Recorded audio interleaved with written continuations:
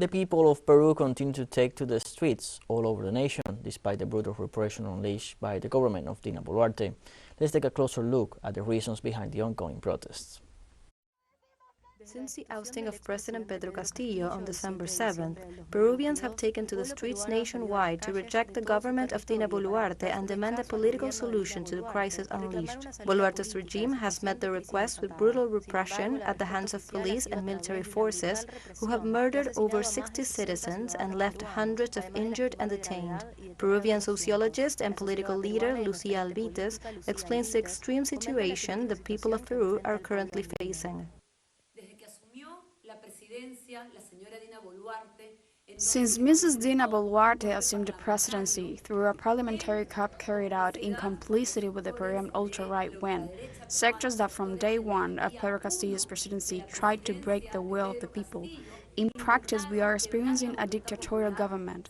There is a systematic violation of human rights. At present, there are more than 60 Peruvian murdered, most of them by gunshot wounds. We have among them a minor who has died with a bullet in his head.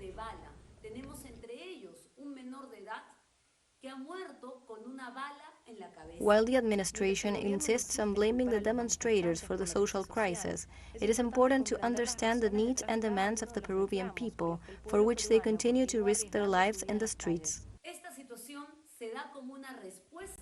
This situation is a response to a political demand made by the population. Mrs. Boluarte is protagonizing a military response. She is repressing the Peruvian people, instead of giving a political solution to the demands of the people. What is being demanded is the resignation of Mrs. Boluarte, because a person who is responsible for more than 60 dead compatriots due to the repression of the state cannot stay in office one more day. In the same way, the people have also raised their voices asking for the closure of the current Congress. We are also asking for a change in the presiding officers of the Congress. Why? Because in the midst of this political crisis, if Mrs. Dina resigns, the president of the Congress will be the one to govern. And today, the president of the Congress is William Zapata, who is a protagonist, a representative of the far-right sectors in the parliament. That is why what the citizens are demanding is a change in the Congress president's officials, so that whoever becomes president of the Republic can sustain a transitional government in order to call for new elections in the shortest time possible. Finally, another relevant claim the demonstrators are expressing with their presence in the streets is the possibility of a new constitution that replaces the one designed by Fujimori's Constituent Congress in 1993. And here comes the third demand, which is a consensus within the protests throughout the national territory, which is that at the time of the new elections, the people should be asked in a referendum whether or not they want a new constitution.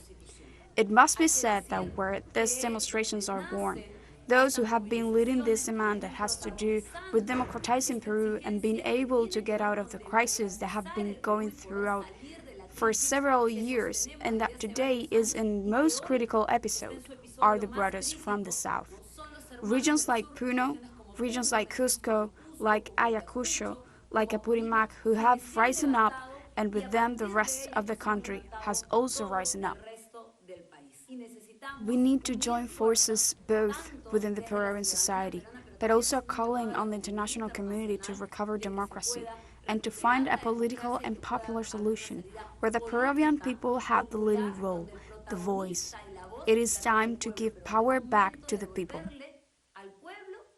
This is the political outlook of a critical situation in the Andean country by political leader and sociologist Lucía Albites for teleSUR.